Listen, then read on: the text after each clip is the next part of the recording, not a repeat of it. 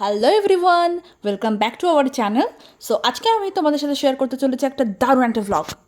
কারণ আজকে রাত্রেবেলা আমরা মায়ের সারপ্রাইজ প্ল্যান করছি বার্থডের জন্য। তার জন্য কিছু জিনিস কিনতে হবে, তাই আমরা বেরিয়ে পড়েছি, যেহেতু টাকা পয়সা ছিল না গাইস।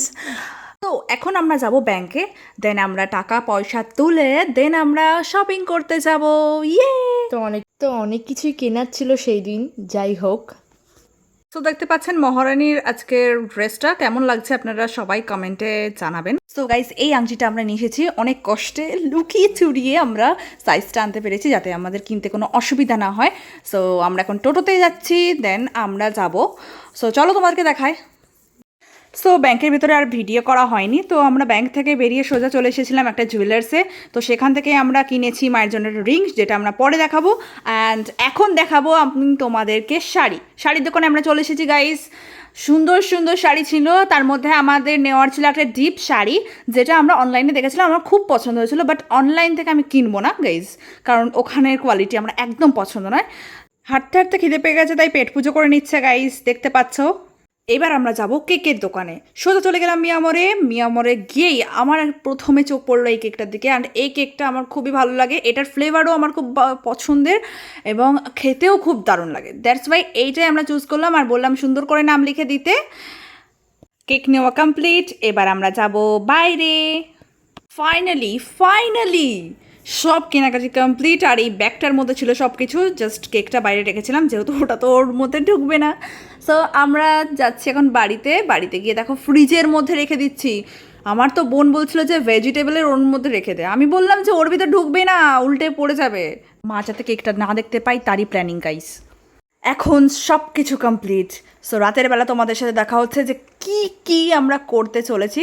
ও না না না গাইস, দাঁড়াও, তার মাঝখানে আমরা এক জায়গায় গেছিলাম, সেটাও তোমাদেরকে দেখাই, চলো দেখতে থাকো। সো একদম রেডি গাইস। সো দেখো রেডি হয়ে গেছে একদম। আরে আমি না আমার বোন, দেখতেই পাচ্ছ ঢং করছে বসে বসে। সো আমরা যেতে চলেছি আজকে আমার বোনের বান্ধবীর বাড়িতে।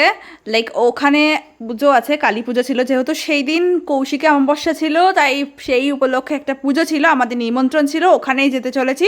তো চলো তোমাদেরকে দেখায় কি কি করলাম গাইস। দেখো যাওয়া তো কমপ্লিট, আমরা এখন এখানে বসে আছি চুপচাপ, এসির হাওয়া খাচ্ছিলাম, যদিও এসিটা বন্ধ করে রেখেছিল গাইস আমরা গেছিলাম বলে।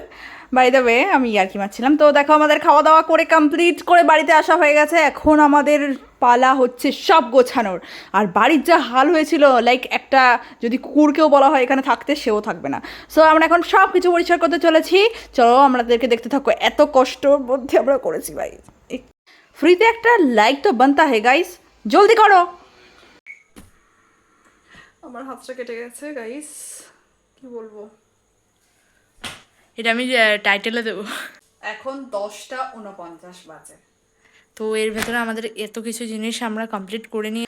তো গাইস দেখো এখানে বেলুন ফোলানো হচ্ছে, আমাদের পেছনে ওই কি যেন বলে ওটাকে আমি জানি না, ওইগুলো লাগানো কমপ্লিট। আর এইখানে আমরা বেলুনগুলো সব ফুলিয়ে রাখছিলাম।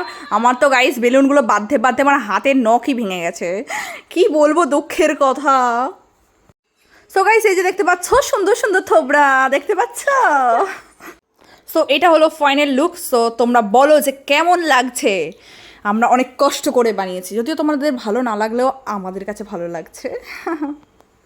এখন জাস্ট অপেক্ষা 12টা বাজলেই একেবারে মাকে এই ঘরে নিয়ে এসে সারপ্রাইজ দেবো।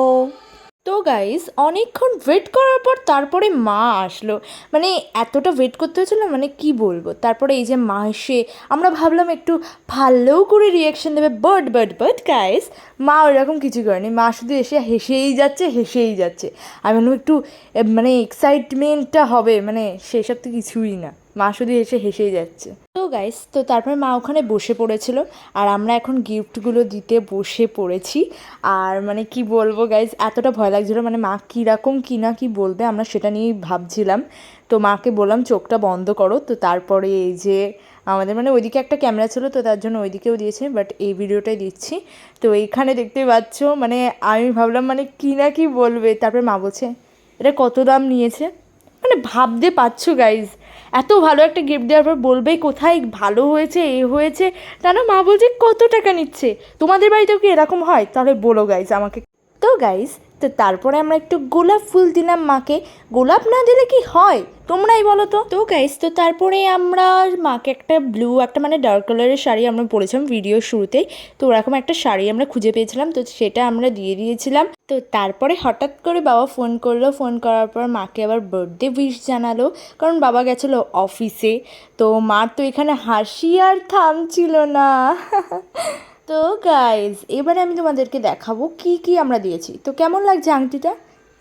মজাক করছি গাইজ, আমরা তো আংটিটা মার হাতেই ছিল, তো তার জন্য ওখানে ছিল না এই বাক্সটাতে। তো তোমরা কে কে বুঝতে পেরেছো আর কে কে পারোনি বলো গাইজ। তো এখানে আমরা এবারে চলে এসেছি আমাদের সেই মুহূর্তটা। তো চলো গাইজ, এবারে তোমরা বার্থডে কেক কাটাটা দেখে নাও।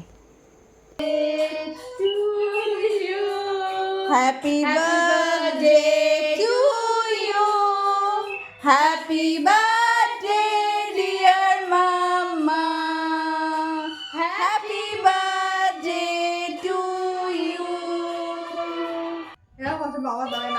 আর বাবার দেওয়া আগে কি আবার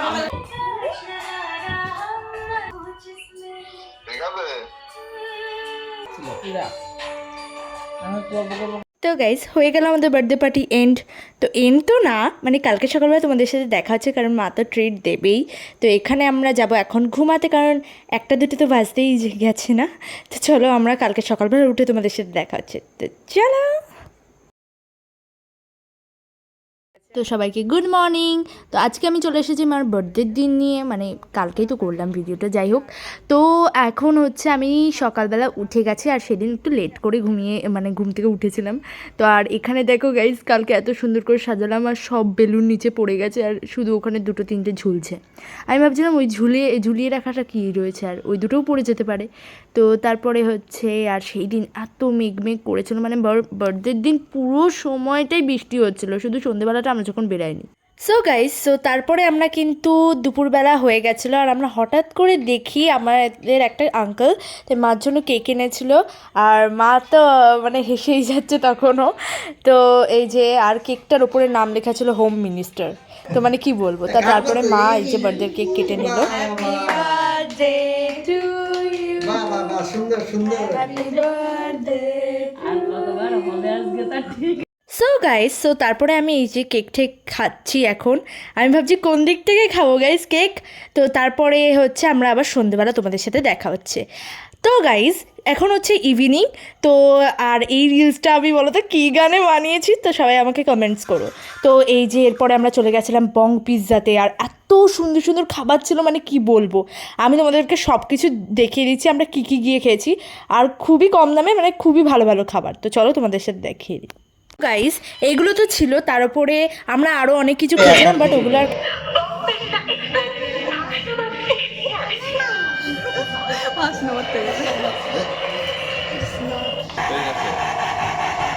আর গাইজ, আমরা হাসনাবাদ স্টেশনে বসেছিলাম ওখানে।